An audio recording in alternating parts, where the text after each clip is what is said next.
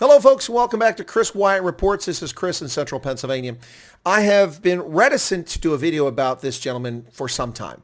Now, I've talked about him frequently in my news broadcast and in videos mentioning him when it was newsworthy.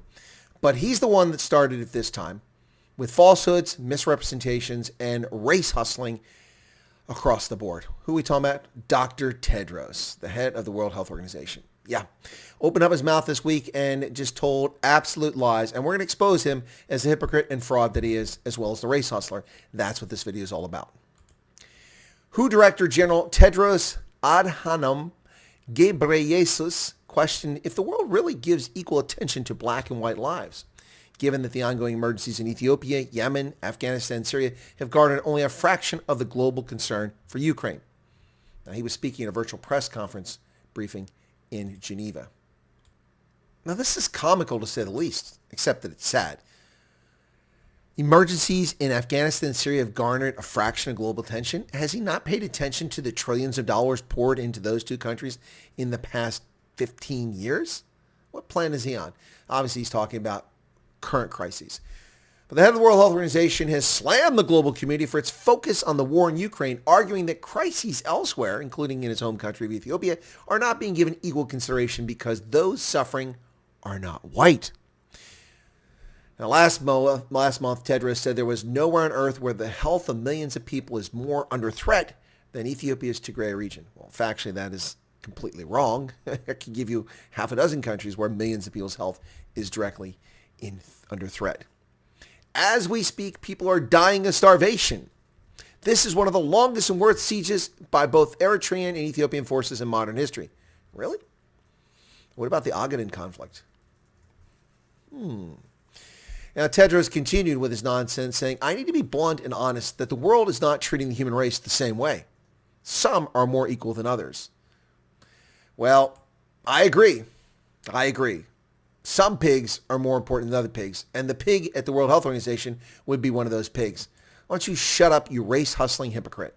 Who exactly has been silent and offered nothing for people of color? Well, that would be Dr. Tedros, who said nothing anyone can recall about the following events. He became the director of the World Health Organization in 2017. But what did he say about the tsunami in Indonesia in 2018? Cyclones in southern Africa in 2019, the devastating cyclones and tropical storms occurring in 2022. In which hundreds of thousands of people are now homeless. Tens of thousands are dead in Madagascar, in Malawi, in Mozambique. Tedros has been silent. What about the Rohingya refugee crisis that's been ongoing since 2017? Silence.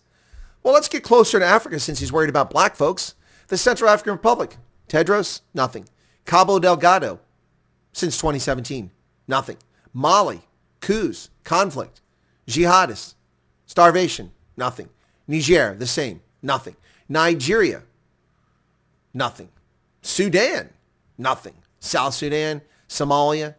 He has nothing to say about any of these crises in Africa. What about the unlawful military coup in Myanmar on the 1st of February, 2022? Where is Dr. Tedros on these issues? Now, the thing is, this is far from Tedros' first foray into race hustling. 2 years ago, he accused people of color of being racist to him with no evidence. Of course, those folks were Taiwanese. When he was doing his usual water carrying for Beijing, Tedros attacked Taiwan while denying them critical information to combat the global pandemic. Tedros accused Taiwan's leaders of spearheading personal attacks on him.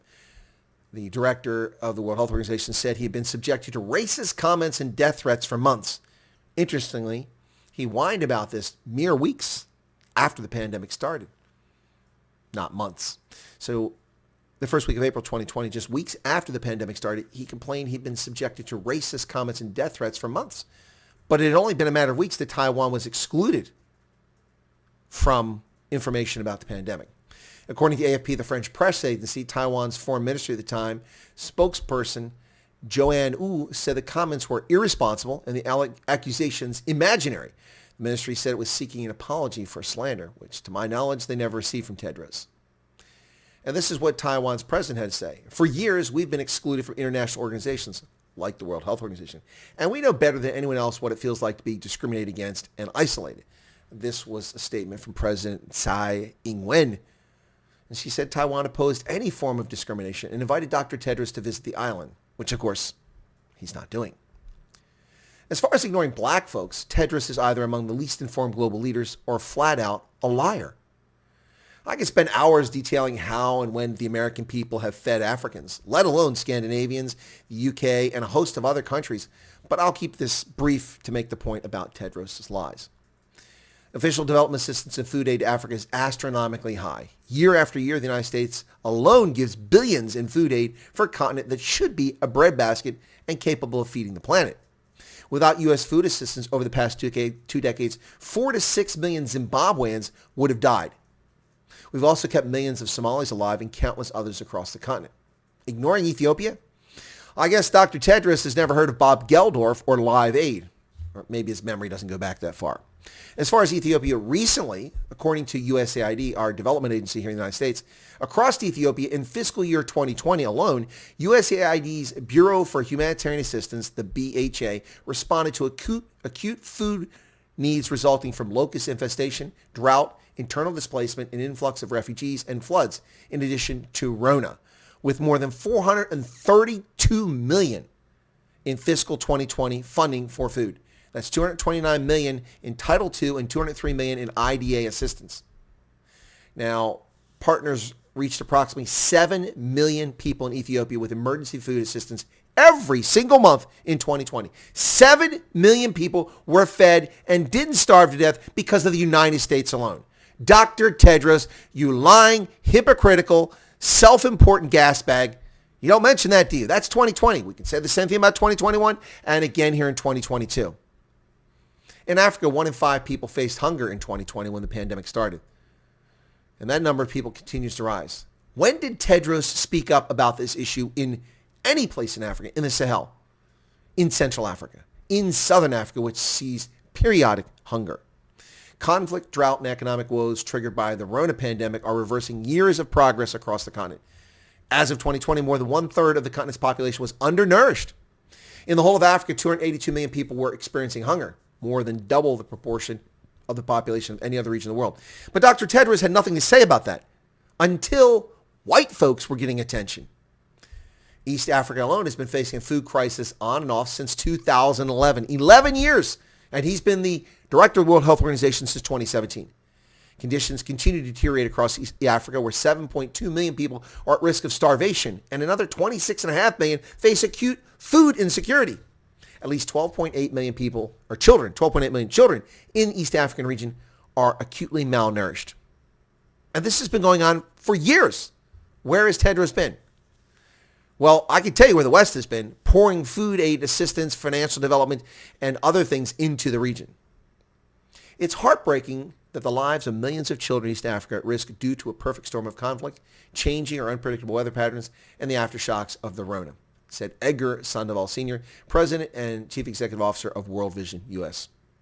Now, the only time we hear a peep from this hypocritical race hustler is when white folks are in need. Only then does he address aid.